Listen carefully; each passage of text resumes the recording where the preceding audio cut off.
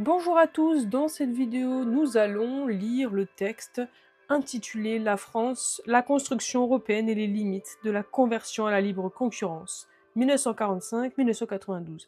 Un article écrit par Laurent Boilouzé, agrégé d'histoire, Université Paris 4, Sorbonne. C'est parti. En juin 2007, le président français Nicolas Sarkozy a obtenu que l'expression concurrence libre et non faussée soit retirée du traité constitutionnel européen remanié. L'association entre la construction européenne et un accroissement des logiques de libre concurrence a en effet été au cœur du rejet d'une première version de ce traité en 2004. Pourtant, la libre concurrence est à la base de la construction européenne depuis 1945, et notamment des grandes organisations de coopération économique développées depuis lors. Elle figure notamment explicitement dans le traité de Rome de 1957 qui a créé la CEE. Je cite l'article 3 du traité de Rome du 25 mars 1957, aux fins énoncées à l'article précédent. L'action de la communauté comporte dans les conditions et selon les rythmes prévus par le présent traité l'élimination entre les membres des droits de douane et des restrictions quantitatives à l'entrée et à la sortie des marchandises, ainsi que de toute autre mesure d'effet équivalent, ainsi que l'établissement d'un régime assurant que la concurrence n'est pas faussée dans le marché commun.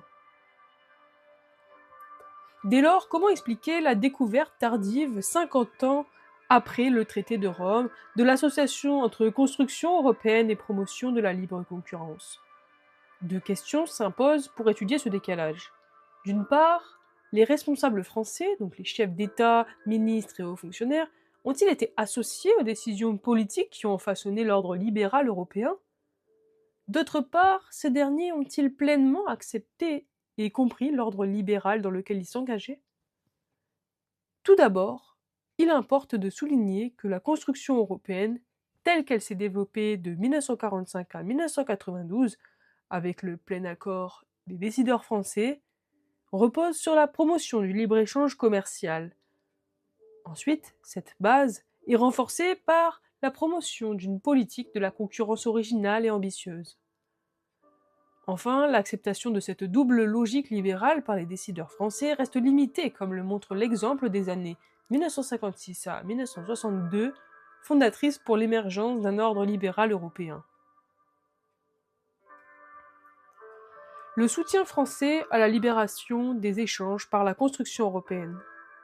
L'ouverture des marchés par l'OECE 1948-1960. De nombreux projets de construction européenne de l'entre-deux-guerres reposaient déjà sur une logique libre-échangiste, en général associée à des éléments d'organisation des marchés. Pour des précisions sur la politique européenne de la France, Gérard Bossuat, Faire l'Europe sans défaire la France. Cet héritage libéral est renforcé, après 1945, par le contre-exemple donné par le protectionnisme des années 1930. La fermeture des marchés consécutive à la crise de 1929 est associée à une diminution de la coopération internationale et donc au déclenchement de la Deuxième Guerre mondiale. Cette expérience des années 1930 a démontré pour de nombreux décideurs de l'après-guerre que le libre-échange doit servir, par l'ouverture des marchés, l'interpénétration économique et donc l'interdépendance politique, c'est-à-dire la sauvegarde de la paix. Au contraire, si chaque pays européen mène sa reconstruction indépendamment de ses voisins et selon un modèle autarcique, la renaissance des nationalismes agressifs est prévisible. Cet idéal libre-échangiste et pacifiste est appliqué de manière institutionnelle avec l'OECE créée en 1948. Elle institue une coopération économique entre les pays d'Europe occidentale afin de permettre à ces derniers d'entrer dans un processus d'ouverture progressive de leur marché à leurs voisins. Les décideurs français ont pleinement accepté l'OECE. Malgré leur réticence envers un retour rapide à la libération des échanges, ils estimaient indispensable de fonder la construction européenne sur la coopération commerciale. Signe de l'implication française dans le projet, le Français Robert Marjolin est devenu secrétaire général de l'OECE. l'établissement d'un marché commun par la CEE 1957-1968. L'OCE établit un système d'ouverture des marchés décisifs pour la reconstruction de l'Europe, mais limité au seul contingent. Un contingent est une quantité maximale d'un produit donné dont l'importation est autorisée pendant une année. Au contraire, l'ACE établit une union douanière, c'est-à-dire un espace où les contingents, mais aussi les droits de douane, sont progressivement supprimés entre les États membres. Cette disposition évite qu'un produit qui n'est plus soumis à un contingent ne soit taxé d'un droit de douane prohibitif.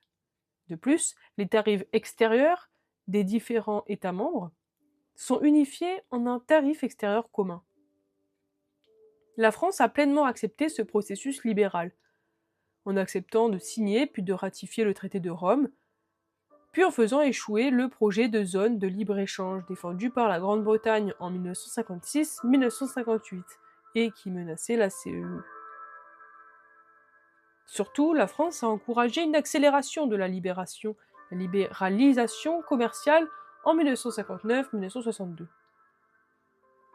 Une première accélération du rythme de libération des échanges au sein du marché commun est demandée par le gouvernement français dès 1959. Elle est aussi acceptée par le Conseil de la CEE le 12 mai 1960. Une seconde accélération est adoptée en 1962, permettant ainsi la mise en place anticipée de l'union douanière de la CEE au 1er juillet 1968, en seulement 9 années et demie, alors que le traité de Rome, article 8, avait prévu 12 à 14 années. Enfin, les décideurs français ont promu le développement d'une libéralisation régulée des échanges. Ainsi, face au protectionnisme fiscal de ses partenaires dans le domaine des taxes sur le chiffre d'affaires, la France demande la généralisation à l'ensemble des 6 de son système de TVA. Les directives sont acceptées en 1967. La CEE offre donc aux décideurs français un cadre intéressant car il permet de profiter de la dynamique stimulante de la libération des échanges tout en obtenant des protections contre les distorsions de la concurrence les plus flagrantes. La suppression des autres barrières aux échanges 1969-1992. Une fois l'union douanière complétée, la libre circulation des marchandises au sein des 6 n'est toutefois pas complète car de nombreux obstacles non douaniers persistent comme les réglementations techniques ou les variations dans les cours de monnaie. Or, ces deux difficultés s'accroissent considérablement à partir de 1968-1969, juste au moment où, achèvement de l'union douanière aidant, l'accent est mis par la Commission européenne sur les obstacles non douaniers aux échanges. D'un côté, les troubles monétaires s'accroissent à partir de 1968 en raison de la faiblesse du franc et surtout des déséquilibres croissants du SMI. D'un autre côté, les deux crises pétrolières de 1973 et de 1979, ainsi que les difficultés des secteurs de la première révolution industrielle, sidérurgie et textile, renforcent les réflexes protectionnistes.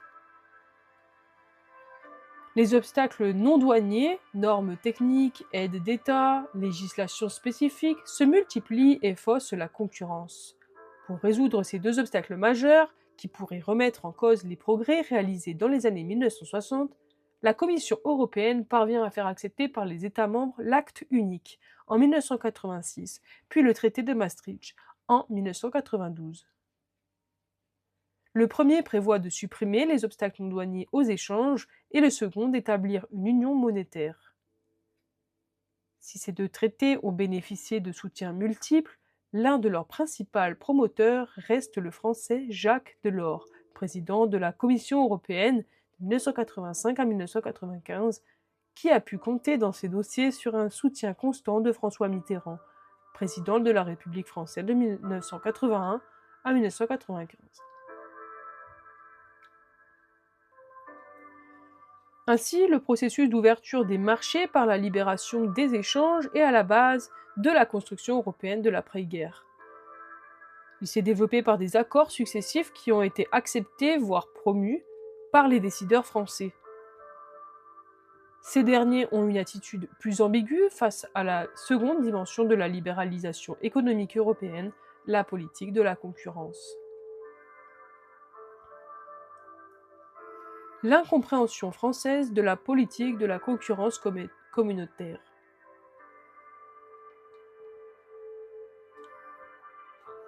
La politique de la concurrence et l'Europe, les malentendus de la CECA 1950-1956. La politique de la concurrence désigne la régulation par une autorité publique des rapports entre les acteurs économiques sur un marché donné. Il s'agit d'interdire les comportements les plus néfastes à la libre concurrence, comme les monopoles ou certaines ententes. Par exemple, si toutes les entreprises productrices d'un bien s'entendent pour fixer les prix, elles brisent le jeu du marché et augmentent artificiellement les prix au détriment des consommateurs. La politique de la concurrence est apparue en Europe après 1945 pour des raisons économiques, mais aussi politiques dans le cadre de la construction européenne. Elle paraît essentielle pour éviter que le démantèlement des barrières douanières et contingentaires ne soit compensé par l'émergence de nouveaux obstacles, formés par les accords entre les entreprises. La politique de la concurrence est donc intimement liée à la construction européenne. Il s'agit pourtant d'un sujet encore peu étudié. Lors de la négociation de la CECA, le problème s'est posé de savoir comment éviter qu'une entente entre les producteurs d'acier ne se reconstitue et ne fixe les prix à un niveau élevé, obérant ainsi la reconstruction économique de l'Europe. L'expérience de l'entente internationale de l'acier et la tradition de cartélisation de ce secteur plaidaient en faveur d'une surveillance étroite par l'État du comportement des entreprises privées. Le traité CECA donne, en conséquence, des pouvoirs très importants à la haute autorité en matière de surveillance des entreprises. Les Français ont accepté et même encouragé l'adoption de ces dispositions sévères en matière de politique de la concurrence. Cependant, ils ne l'ont pas fait pour des raisons économiques, mais pour des raisons politiques. Paris, notamment le Quai d'Orsay, souhaitait que la CECA disposât d'un pouvoir fort dans ce domaine afin d'exercer une surveillance efficace sur l'industrie allemande. Dans cet esprit, la haute autorité devait prendre la suite des autorités alliées chargées de la déconcentration. Si les décideurs français ont donc accepté la naissance de la première politique de la concurrence européenne, ce n'est pas par conversion aux vertus du libre marché. Le décalage français dans les débats sur la politique de la concurrence européenne, 1956-1980. Le traité de Rome de 1957 donne également des pouvoirs importants à la Commission européenne en matière de politique de la concurrence, même s'ils sont un peu moins nombreux que dans le traité CECA. Cependant, si ce dernier n'a pas été appliqué de manière efficace dans ce domaine, le traité de Rome est rapidement mis en œuvre avec le vote du règlement numéro 17 de 1962, dit règlement 1762. Il donne des pouvoirs importants à la Commission européenne, tous les accords entre les entreprises pouvant affecter les échanges entre les pays dans le marché commun doivent être notifiés à la Commission. Celle-ci a le pouvoir de les autoriser, de les interdire ou d'inciter à leur transformation. La France s'est opposée à ce règlement pendant sa négociation car elle ne voulait pas accorder autant de pouvoir à la Commission européenne. Cependant, les experts français n'ont pas réussi à faire prévaloir leur point de vue, car ils étaient à la fois divisés et indécis. D'une manière générale, ils ne connaissaient pas bien ce dossier qu'ils percevaient comme secondaire. Les décideurs français n'ont donc pas pris la mesure des enjeux de la politique de la concurrence communautaire. Certes, le règlement 1762 n'a pas été appliqué avec un très grand succès dans les années 1960.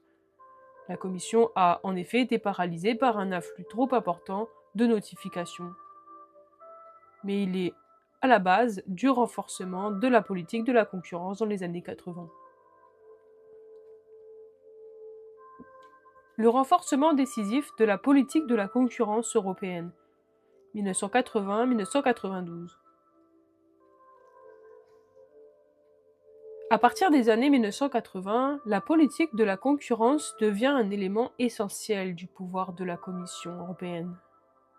S'appuyant sur la base procédurale du règlement 1762, l'exécutif européen adopte une attitude beaucoup plus agressive, tant pour les ententes que pour le contrôle des aides d'État, des fusions, directive sur les fusions de 1989, et pour la libéralisation de secteurs dominés par des monopoles publics, première directive sur les télécommunications en 1988. Au début de 1990, la Commission européenne est ainsi devenue un acteur économique majeur, capable de restreindre considérablement la marge de manœuvre des États membres et des entreprises. Face à ce développement rapide d'une politique de la concurrence volontariste, les réactions françaises sont faibles. À partir de 1983, la France prend un tournant néolibéral, sous la pression de la contrainte extérieure, mais aussi en raison d'une conversion profonde des décideurs publics. Le renforcement considérable des prérogatives de la Commission suscite des critiques françaises, mais bien tardivement. C'est en particulier le cas en 1992, lorsque la Commission refuse que la compagnie franco-italienne ATR rachète son concurrent canadien de Havilland, car elle craint une domination du marché des avions régionaux. Cette affaire provoque de nombreuses protestations en France qui se répercutent jusqu'à l'intérieur de la Commission, elle-même très divisée sur cette affaire. L'année 1992 est d'ailleurs également marquée par la ratification difficile du traité de Maastricht en France. Les décideurs français ont donc assisté au renforcement progressif de la politique de la concurrence communautaire sans réagir de manière véritablement efficace. Cette carence peut s'expliquer par une acceptation limitée des logiques concurrentielles par les décideurs français, comme le montre l'exemple des années 1956-1962. Les limites de l'acceptation des logiques concurrentielles par la France, l'exemple des années 1956-1962. Les années fondatrices de l'ordre libéral européen. De 1956 à 1962, un ordre libéral européen se met en place après 30 années de protectionnisme plus ou moins généralisé. Il repose sur 3 piliers. Sur le plan commercial, tout d'abord, l'OECE voit la fin de sa mission avec le retour au libre-échange. L'OECE progressait en fixant à ses membres des objectifs chiffrés de décontingentement de leurs produits. Or, en 1956, la plupart des États membres ont dépassé les 90% de produits décontingentés. Cette évolution explique que des projets destinés à prolonger la libération des échanges dans d'autres domaines, notamment les tarifs douaniers, soient lancés en 1956 avec le marché commun, futur CE, et la zone de libre-échange. Seule la CE est conclue en 1957, mais elle est complétée par un processus de libération des échanges plus large, conduit à l'échelle du GATT. Annoncé dès la fin de 1958, un premier round de négociations au GATT, le Dillon Round, aboutit en 1962 à des premières baisses de tarifs douaniers. Sur le plan monétaire, ensuite, les monnaies européennes retrouvent leur libre convertibilité à l'extrême fin de 1958. La France réussit à suivre le mouvement général grâce à un plan d'austérité drastique appliqué à partir du 1er janvier 1959, le plan RUEF. Il combine des mesures d'économie budgétaire, le retour à la libre convertibilité associé à une dévaluation et l'acceptation d'une très large ouverture du marché français à la concurrence internationale. Enfin, sur le plan de la politique de la concurrence, les bases de la puissance de la CEE dans ce domaine sont posées avec le règlement 1762. Entre 1956 et 1962, l'Europe est passée de la période des entraves à la circulation des marchandises et des paiements, qui dure depuis les lendemains de la crise de 1929, à un cycle de libéralisation économique à l'échelle européenne et mondiale. Face à cette mutation brutale, la majorité des décideurs français s'enferment, dans un premier temps, dans une sourde opposition. L'opposition à cet ordre libéral 1956-1958.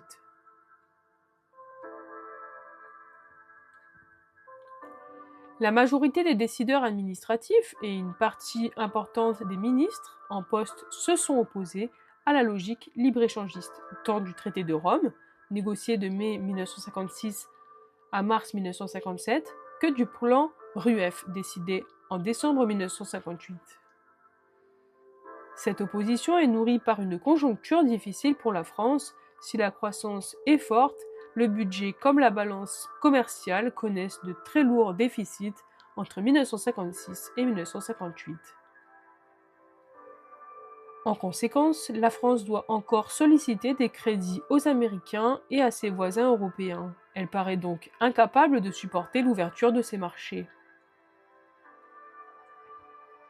Mais les raisons de cette opposition sont surtout structurelles et tiennent principalement aux mentalités. Tout d'abord, l'héritage colbertiste et mercantiliste de long terme ne prédispose pas à la défense du libre-échange. Ensuite, l'importance des marchés protégés de l'empire colonial a contribué à retarder l'adaptation des entreprises françaises à la libre concurrence internationale, tout en entretenant le mythe du développement autarcique. De plus, l'empire colonial a dans les mentalités un poids plus fort que son rôle économique réel, toujours important mais largement déclinant. Ensuite, ainsi, entre 1948 et 1956, la part de la zone franc dans les exportations françaises a baissé de 27%, de 44 à 32%, alors que la part des seuls 5 pays de la CEE a augmenté de 41%, de 17 à 25%. Enfin, à moyen terme, le consensus forgé en 1944-1946 reposait sur un rôle directeur donné à l'État dans la reconstruction, reposant notamment sur la planification, le contrôle général des prix et l'orientation des investissements publics et privés. Un débat existe à la fin des années 1950 pour savoir quels sont les éléments de ce consensus qui doivent être préservés au-delà de la reconstruction et comment. La construction européenne apparaît comme une dynamique libre-échangiste perturbant ces équilibres de moyen-long terme.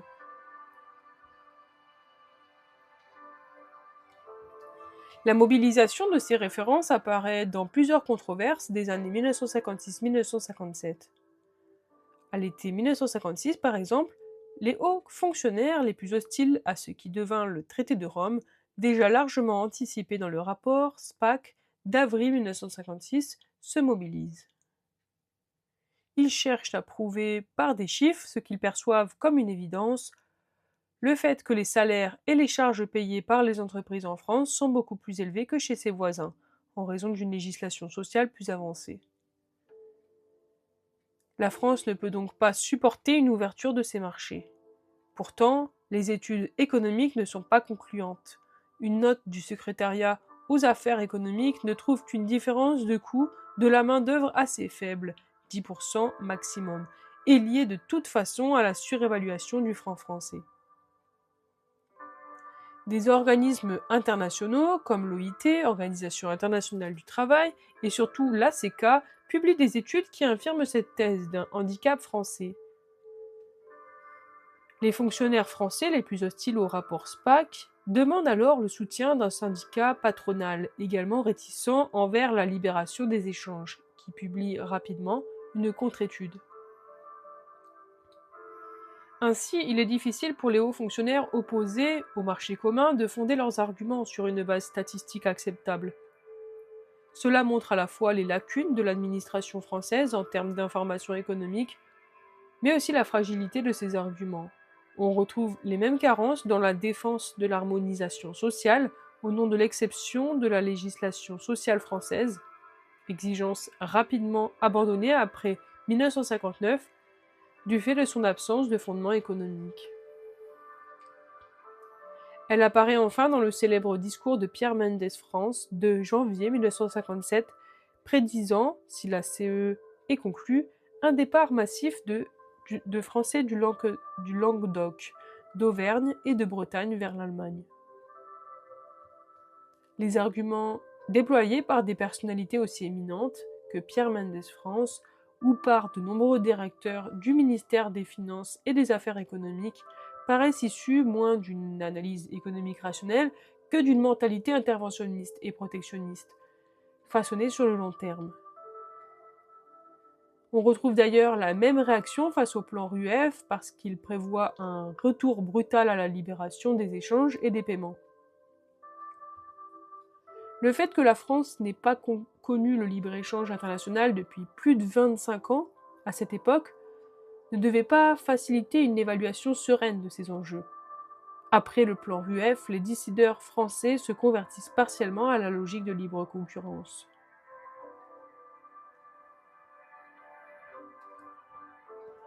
Une conversion partielle de 1959 à 1962.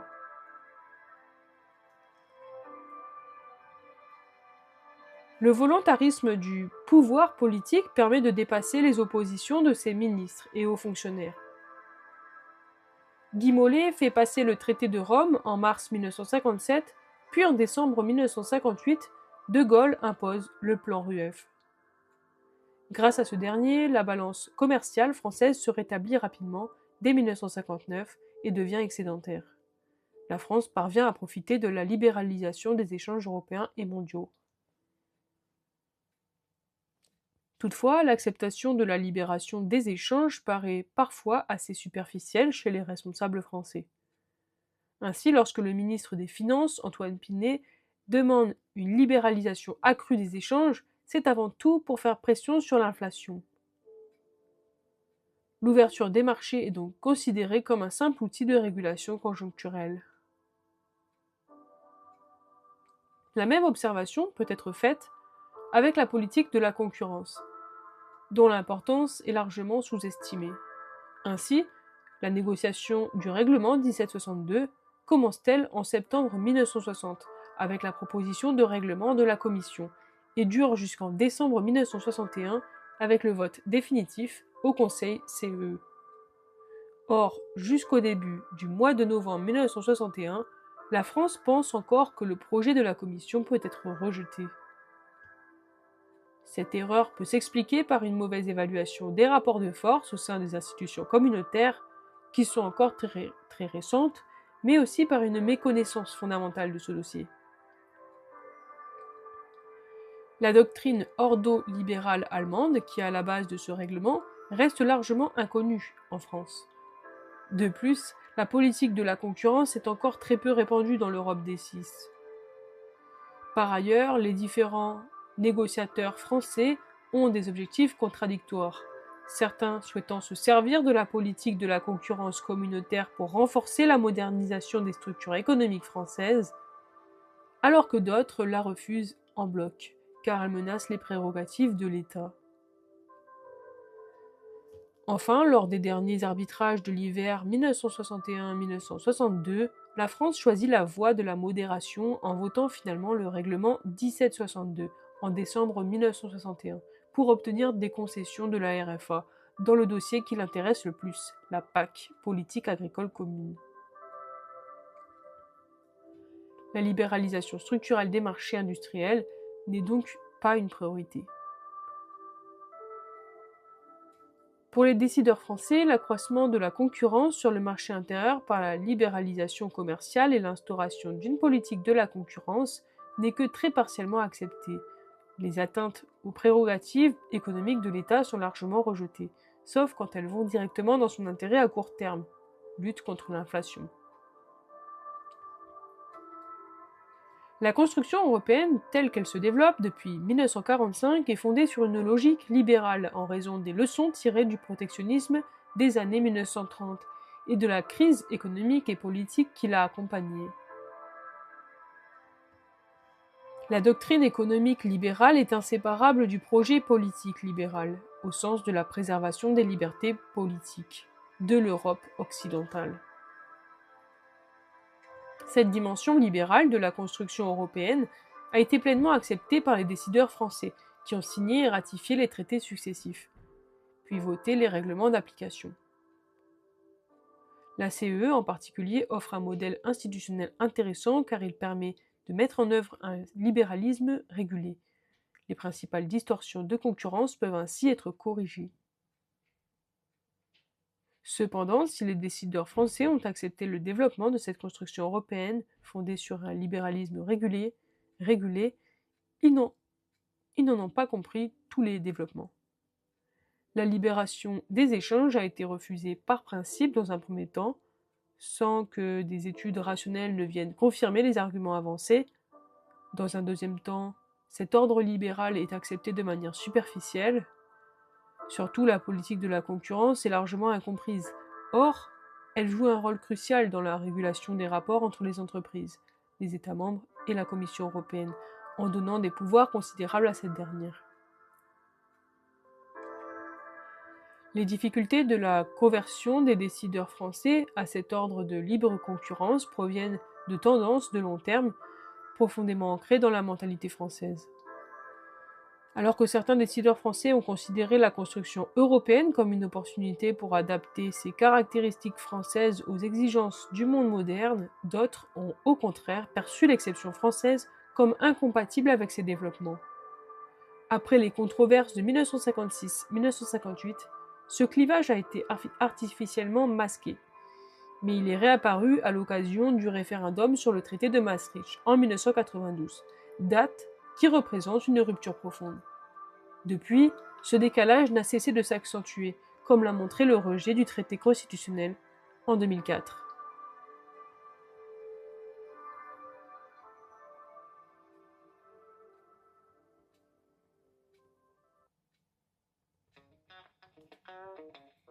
Et voilà, c'est la fin de cette vidéo, je vous remercie. C'était, comme vous l'avez vu, une lecture un peu compliquée pour moi, hein, quand même, 30 minutes sans coupure. C'était un peu long, là, j'ai envie de boire de l'eau. Donc voilà, c'était simplement pour vous éviter de devoir lire le document. C'est plus agréable aussi, parfois, d'écouter. Bon, sauf quand on bégaye un peu, mais bon, vous m'excuserez. Je vous remercie et n'hésitez pas à laisser un commentaire si ça vous a plu. Allez, très bonne journée à vous. Ou soirée d'ailleurs.